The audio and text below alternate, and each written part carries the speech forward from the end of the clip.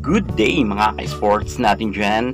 Akari Chargers mas pinatindi ang kanilang training. At sa paparating na PVL All-Filipino Conference ay meron ngang pasabog ang Akari.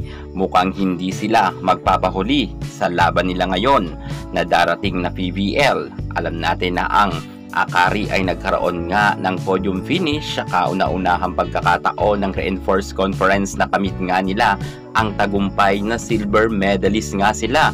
Subalit, naging kontrobersya man ang issue sa kanila kung kaya hinahamon naman sila ng mga volleyball fans na di umano ay panatilihin nila ang kanilang standing na nasa Final Four.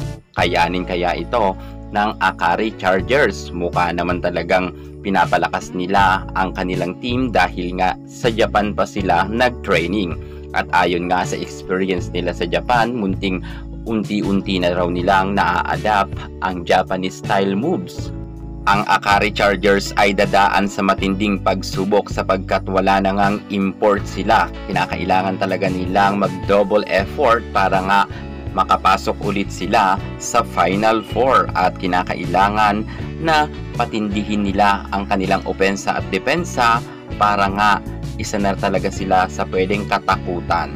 Kaya ng Akari Chargers na muling magkaroon ng podium finish dahil ibang usapan na to, All-Filipino Conference na to. Ating silipin ang pasabog ng Akari Chargers sa kanilang training sa Japan. Pero bago ang lahat, kung bago ka muna sa aking YouTube channel, subscribe na.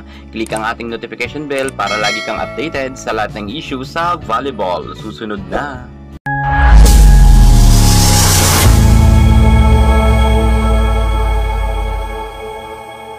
Akari Chargers, masayang-masaya nga sila sa Japan sa kanilang pag-training at marami raw silang pasabog sa paparating na PVL All-Filipino Conference at ibang Akari Chargers na raw ang inyong matutunghayan dahil raw sa kanilang training sa Japan ay marami nga silang natutunan.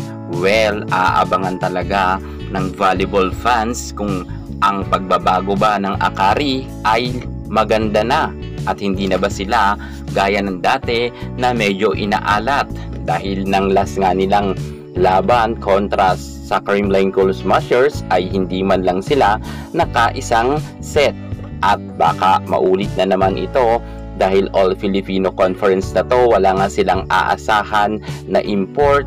Kinakailangan talaga na mag-level up ang kagalingan ng Akari players at hindi naman pwede kasi na isa o dalawa lang ang bubuhat ng kanilang team. Kinakailangan gumaya sila sa Creamline Cool Smashers, sa Signal HD Spikers na kung saan ang mga star players doon ay talagang maaasahan at lahat ng mga players ay nagko-contribute. Dito kasi sa Akari, minsan napapansin natin na halos noon ay si Okaro lamang ang nakakapuntos ng malaki. Kinakailangan ngayong All-Filipino Conference ay sumabay ang lahat ng mga players kay Ivy Lacsina, kay Gretchen Soltones, Fifi Sharma at sa iba pang mga players. Kinakailangan talaga na pumunto sila ng husto para hindi sila mabash at panindigan nga nila na karapat-dapat sila na nasa Final Four. Dahil nga silver medalist na sila, marami rin mga team na gusto rin silang hatakin pababa. At ayon naman sa isang interview kay Ezra Madrigal, sinabi niya nga na marami silang natutunan sa kanilang training sa Japan. Ito raw ang kanilang mga natutunan: blocking, digging at services.